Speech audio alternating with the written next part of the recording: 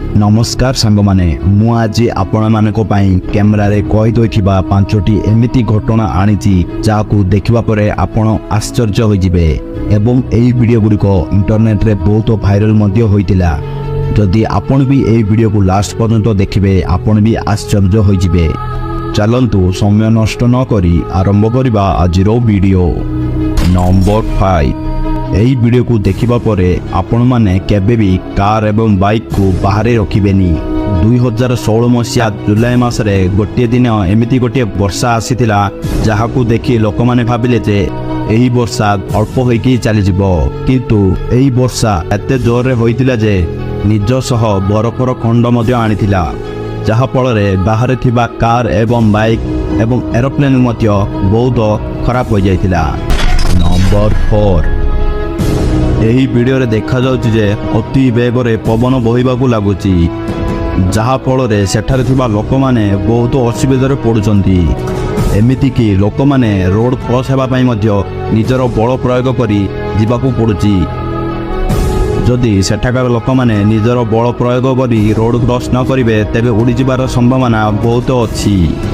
Number 3 2005 मसीह अमेरिकार गोटे समुद्र कूल गोटे दिन एमिति देखा जाइतिला जाकू देखिबा परे आपण आश्चर्य होई जिवे।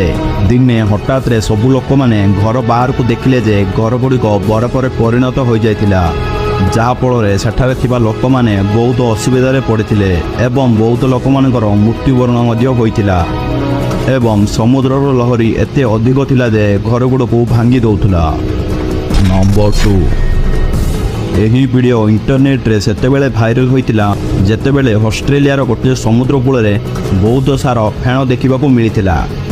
एही फेण मनुष्य पई किछि क्षतिकारक होई नथिले मध्य छोट छोट पिला माने एठारे मजा करिबा समय बहुत पिला माने निखोज होई जाइतिले, जहा फल रे सेठाकार सरकार सेही स्थान को जिबा पई बंद कर देइतिले। नंबर 1 आपण मानकू वीडियो रे देखा जातबो फूल या फूल नुहे बरम बरफ रे तैयार होइतिबा गोटे आकार। एहा प्रायतः आपण मानकू शीत दिन रे देखिबाकू मिली जिवो, किंतु एहा को आपण जेतेबेले छुईबाकू चेष्टा करिवे एहा पानी रे परिणत होई जिवो, कारण एही बरफ बहुत हल्का होइताए जहा फल रे हाथ रे थिबा गरम ताकू स्पर्श करू करू एहा पानी रे परिणत होई जिवो।